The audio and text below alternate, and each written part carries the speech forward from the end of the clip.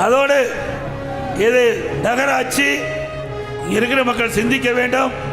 திராவிட முன்னேற்ற கழக ஆட்சி வந்த பிறகு கடுமையான மின்கட்டண உயர்வு 3 வருடத்திற்கு முன்பு 52% மின்கட்டண உயர்வு என்று அறிவித்தார்கள். ஒவ்வொரு ஆண்டும் 5% மின்கட்டண உயர்வு. இன்றைய தினம் 67% இங்கே இருக்கின்ற மக்கள் மின்கட்டண உயர்வினால் பாதிக்கப்படுறாங்க. கடையில் பீக்கவர் அதற்கு ஒரு தனி ரேட். இப்படி மக்களை வாட்டி வதைக்கின்ற அரசு திமுக அரசு. அது மட்டும் இல்ல, இன்றைக்கு கடைக்கு வரி 150% உயர்த்தி விட்டாங்க.